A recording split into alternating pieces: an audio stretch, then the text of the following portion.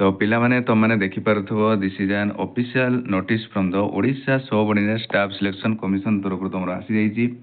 जो थरे कि तुमर मेंशन अछि रिगार्डिंग कोन अछि ना तुमर जो बेसिक स्किल टेस्ट आपको जाउछि जोडे तुमर जो पोस्ट बाहरितिला आरआई हे गला ओमिनो हे गला ओ तुमर आईसीडीएस सुपरवाइजर हे गला ए जो तुमर कंबाइंड रिक्वायरमेंट तुमर बाहरितिला अंडर सीआरई 2023 रे तुमर जो बाहरितिला पिला माने तारो तुमर कोन ना तुमर स्किल टेस्ट पे जाउछि स्किल टेस्ट एग्जाम हबो केबे हबो ना तुमर 21 जून 2026 रे हबो पिला माने जोडे तुमर ऑफिशियल नोटिफिकेशन जोडे तुमर 17 जून 2026 रे तुमर पब्लिश करिछि तुमर किए ना हमर Odisha subordinate staff selection commission एटा तुमर पब्लिश करिछि कि तुमर जो स्किल टेस्ट पे जाउछि बा स्किल टेस्ट जो तुमर एग्जाम हबो तुमर केबे हबो ना तुमर 21 जून 2026 रे हबो पिला माने हला तो कोन रहिछि देखो तुमर ए नोटिस रे ना देखो तुम जो एग्जाम दबो पिला माने जे भी तुमर एग्जाम पे क्वालिफाई करिछो स्किल टेस्ट दा पे क्वालिफाई करिछो तुमर 21 जून एग्जाम हबो तुम जानि देलो तो ए जो एग्जाम रे तुम कोन दबो ना तुमर मल्टीपल चॉइस क्वेश्चन से तुमको पचारिबो तुमर जोडे तुमर कंप्यूटर को रिलेटेड को नै कि जो थी कि तुमको 30 मिनिट से टाइम दबो आ 20 मार्क रो तुमर कोन क्वेश्चन रहइबो पिला माने हला तापरे तुमको किछि ब्रेक मिलिबो 1 मिनिट तुमको ब्रेक देबो से तापरे पुनी तुमको किछि मॉक टेस्ट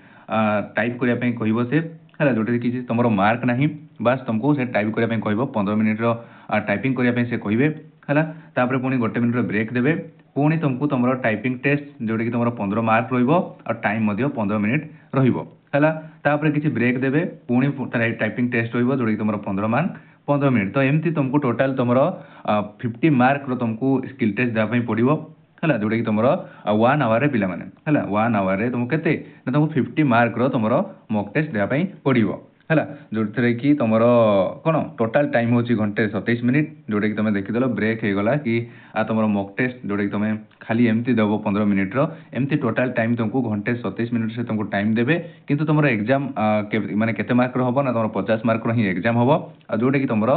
घंटे तुमरो टाइम रहइबो पिला माने एटा देख परतबो घंटे तुमरो टाइम रहइबो पिला माने सब तुमको computer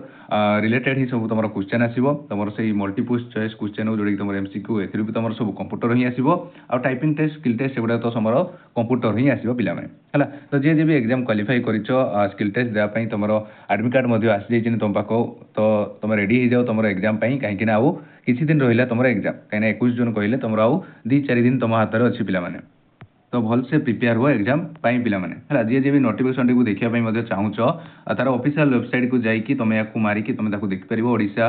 subordinate staff selection commission बा ट्रिपल एससी मारिले तुम नोटिफिकेशन मध्ये देखि परिबो तर 17 जून ने तुमरो एटा तुमरो पब्लिश हेछि बा तुमरो छडा देछि पिला माने हला जोडी तुमरो 21 जून ने तुमरो एग्जाम हेपु जाउछि जोडी तुमरो स्किल टेस्ट एग्जाम जोडी तुमरो आरआई ओमिनो तुमरो एआरआई जो तुमरो पोस्ट बारतिला अंडर सीआरई 2023 रे पिला माने